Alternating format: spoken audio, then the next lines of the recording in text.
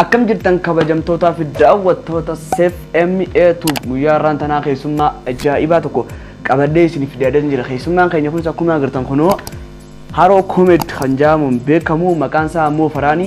Kanaafuu interview godhu bas qabadee dhiyaatee jira. Keessummaa keenya kana wajjin turtii gaarii isiniin jira. Keessummaa keenya baga nagaan dhufte. Dhaggeeffadha baga nagaan dhufte fi maali an nagaan dhufaanis bira dhufee si hojii haasoo fi kaameeraadhaan dhufee dhufte malee an taasisanii haasuma kaameeraadhaan dhufte. Kaameeruma dura ani haasoo ittiin bareekumatti haasoo dhufee malee ani maali an taasisanii maali baga nagaan leeyidanii.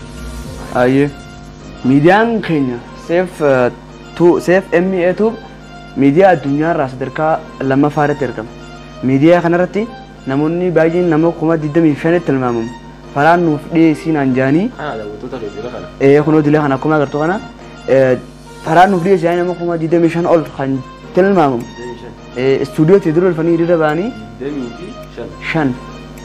Istuudiyootti dura dhufanii faraayyuu nu dhiyeessite malee istuudiyoo tana ni gumnaan anjaanii na baareessine jechuudha. Hayyi istuudiyootti gubura yoon si dhiyeessee fa'u. Naa isin maan maayitti istuudiyoo gubumu. Alkoota na gubaa qofira.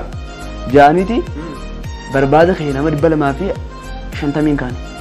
Nama 250 kan. Natti nimtu duwwaa daawwatte. Simbeen egaa daawwattoonni keenya footoo ta'een Afrikaa mucaa kana barbaadinaan jaanii. Nama 250 kan.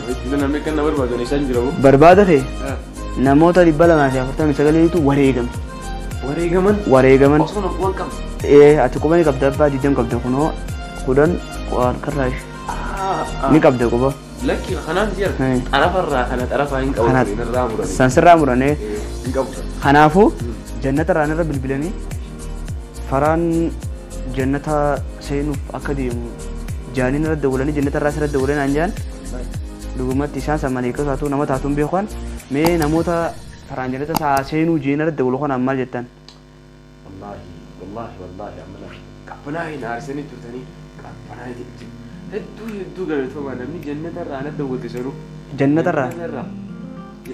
Jannata irraa bar Ameerikaa Minisootaa tanan jenne jannata irraa. Way anuma feetan. Gaafii lammaffaa. Agooshin akkanatti ta'e rabbi jinaafaa. Sababa fattis deebisa. Gaafii lammaffaa maal jetti? Azaaba keessan irra dawwalanii faraan akka azaaba seenuu jaan na gaafatan lammaffaa maal?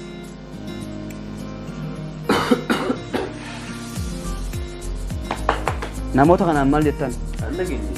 Gaafii lammaffaan akkas taraa duraa jannata irraa irra dawwalanii gaafa lammaffaa immoo azaaba irraa irra dawwalanii faraan akka azaaba seenu jaanii murteessanii jechuudha. Maleeykonni ta'uu nama ta'uun beeku irra dawwalanii faraan nu dhiyeessii azaaba akka seenu azaaba jaan karabbiin gaafa qiyamaatti nama qixaaxu azaaba seenas hin jaan. Ana kan jesimu wallahi laajii manaamaa dhagarte. Manaamaan agartee daa'imummaa akatarraa ka'ee hanga ilaasitti barnoota barattee eessarraan geessee jirti. Barnoota kutaa takkarraa eegateeti kutaa 12 fidee 12 irraa yuunivarsiitii irraa dhageessatu jalbii boonurraa dhaabbii yuunivarsiitii seenee amata 8 baratee achi booda osumaan torbaan tokkoon ga'ee hojii qaxxaranii baatitti qarshii 45 nyaachuu eegalee anaa akkanatti ilaalchi mootiraagii fi makiinaa manaa fi eegii fi fooqiin bitajii akkana qophaa'u jiru hirriba eegdee maal goota. Manaamaa jechuudha. Kabajamtootaa fi daawwattoota keenya. Mana bochiisaa. Keessummaan keenya kun kan ajaa'ibaati. Isiniif dhiyeessee kunoo akka machaa jirutti makiinaa fi waamee qabatee yuunivarsiitii irraa eebbifamee ba'ee torbaan tokkotti hojii qabatee gaafa immoo baatitti 45 nyaachuu eegalee gaafa hawuu hirriibaa hin keessanii. Ayyee kabajamtootaa fi daawwattoota keenya yuutuubsaa haroo koomeediidha jala seentanii sabiskiraayib akka gootaniif kabajaa fi jaalaanis hin gaafadha. Anillee Safe MA sabiskiraayib godhuu hin dagatina. Achumaan ammaa Sabran GS ogeessa kaameeraati. Isaallee akka jala seentanii sabiskiraayib gootan kabajaa fi jaalaanis hin gaafadha.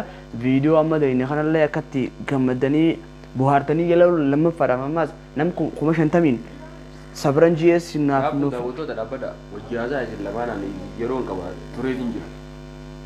Keessummaan keenya deemee jira. Ana qofa hafee Sabran GS nuuf dhiyeessatanii nama 50,000 akka baatanii nagaafattan abdiin qaba. Kanaafuu sagantaan teenya taarraa tun asirra dhumti. Subscribe, like, comment godhuun dagatinaa. Nagayaan tura.